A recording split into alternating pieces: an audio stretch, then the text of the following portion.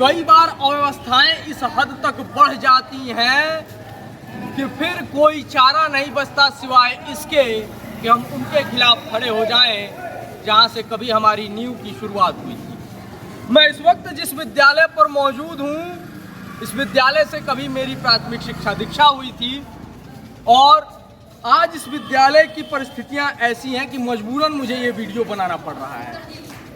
लगभग 1 बजने को है और मैं राजकीय मध्य विद्यालय बैकुंठपुर के प्रांगण में मौजूद हूँ। मैं चाहूँगा कि सबसे पहले हमारे साथ कैमरा पर्सन हमारे पीछे है, रसोई घर पर जरा सा फोकस कीजिए। आज बच्चों को मिड डे मील नहीं मिला है और इसका कारण कोई बताने वाला नहीं। बच्चे तितर बितर हैं।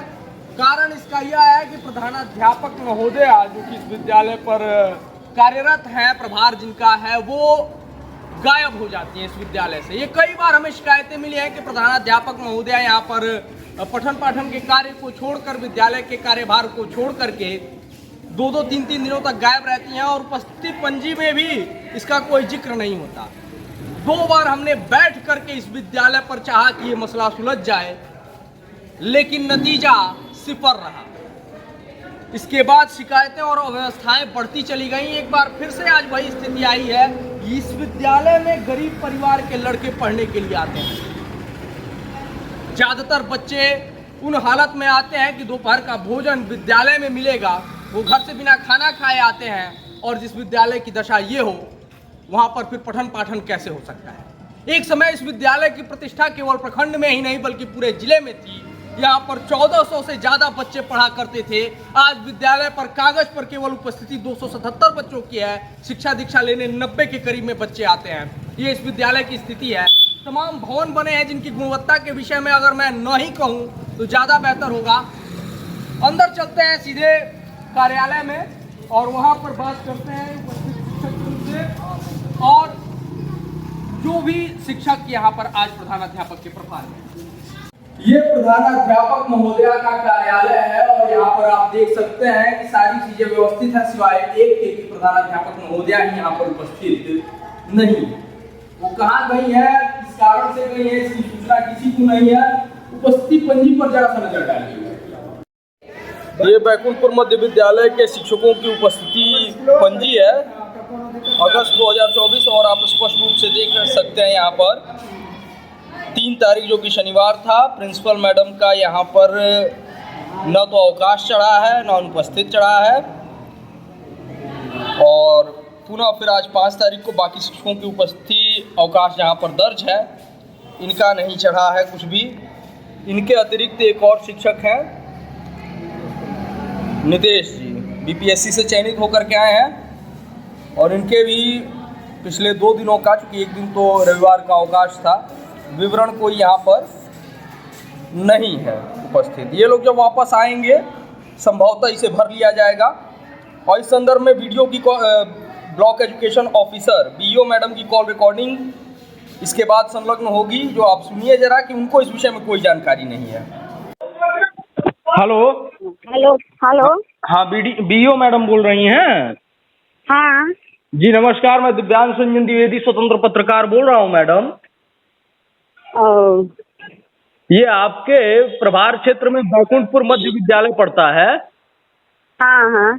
और यहाँ पर जो प्रधानाध्यापिका महोदय हैं बिना किसी कारण के या फिर के अटेंडेंस रजिस्टर पर अपना ये लीव एप्लीकेशन लगाए हुए और 2-3 दिन से गायब रहती हैं। हर बार, इस बार भी गायब हैं और आज बच्चों को मिड डे मील भी नहीं मिला है यहाँ पर। क्या मैं जान सकता हूँ मैडम ऐसा क्यों हो रहा है? नहीं, मुझे इसकी जानकारी नहीं है। अभी आपने बताया है जी, तो आप भेज दे रहे हैं, अभी जांच हो जाता है स्कूल का। मैम मैं यहाँ पे वीडियो कवरेज कर रहा हूँ, थोड़ी देर बाद मंत्री जी को भी मैं ये सूचित करूंगा और नहीं, हम जांच करवा लें। मेरे पास रिकॉर्ड है। आपको मैंने एक बार फोन किया था तो उस समय आपने कहा था कि मैं मीटिंग में हूँ, लेकिन उस बार भी कार्रवाई नहीं हुई थी। उस बार भी ये 4 दिन तक गायब रही थी। ये टॉलरेबल नहीं है मैम। नहीं, आज उसका जांच करवा के हम रिपोर्ट लेते हैं। जांच तो जांच तो आप 2 बार पहले भी करवा चुके हैं जितना मुझे सूचना है, कार्रवाई कोई नहीं हो रही है। नहीं तो जांच हुआ था तो उस समय कोई नहीं अति हुआ होगा, इसीलिए नहीं करवाई। अभी आप विद्यालय परिसर पर किसी को भेजिए जांच के लिए और जांच में जो होता है अभी तुरंत हम भेज रहे हैं। जी भेजिए। ठीक। जिन अध्यापक महोदय ने आज विद्यालय का ताला खुलवाया था, जिनके पास विद्यालय की चाबियां हैं, वो संभवतः शिक्षण का कार्य कर रहे हैं, उनके पास हम जाएंगे बातचीत करने के लिए। कुछ बच्चे कक्षाओं में मौजूद हैं, पहले मैं उनसे थोड़ा सा जान लेता हूँ। कैमरा पर्सन हमारे साथ आइए। आज 3 बजे बाबू, आज स्कूल कितने बजे खुला था? क्या को याद नहीं किया? 8 बजे खुला था। कितने बजे तक चलता है स्कूल? आज आप लोगों को मिड डे मील जो खाना मिलता है स्कूल में मिला था? क्यों नहीं मिला था?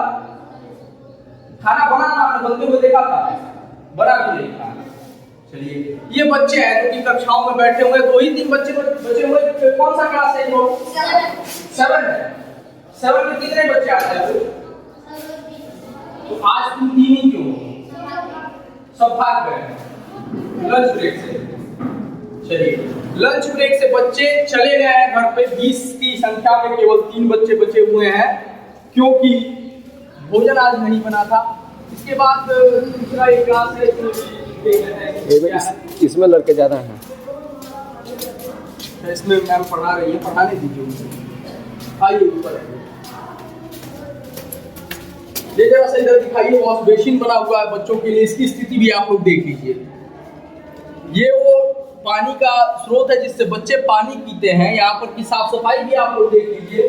बच्चों के स्वास्थ्य की चिंता तो छोड़ ही दीजिए, फिर जब बच्चे मरते हैं किसी कारणवश कुछ होता है, तब यहाँ पर सबका प्रेम जागृत होता है। जैसे दिल्ली में बच्चों के मरने के बाद से सभी कोचिंग संस्थानों की जांच हो रही है। सरकारी विद्यालयों की जब ऐसी व्यवस्था रहेगी तो आखिर बच्चे कहाँ जाएंगे शिक्षण के लिए? जी आज विद्यालय खुलवाया लिखित के ऊपर नहीं खुला, लिखित में किसी को नहीं मिला। तो विद्यालय किसने खुलवाया था? विद्यालय खोला और इंग्लिश के पास चाबी था। शिक्षकों को चाबी नहीं मिलती है विद्यालय के लिए। इंग्लिश के पास सर, मिड डे मील आज क्यों नहीं बना? कोई कारण आप लोगों को? कारण हमको पता नहीं है। आपको पता नहीं है? चलिए सर, आप पढ़ाइए। आगे थोड़ा चलते हैं। शिक्षण का कार्य चल रहा है यहाँ पर विद्यालय में।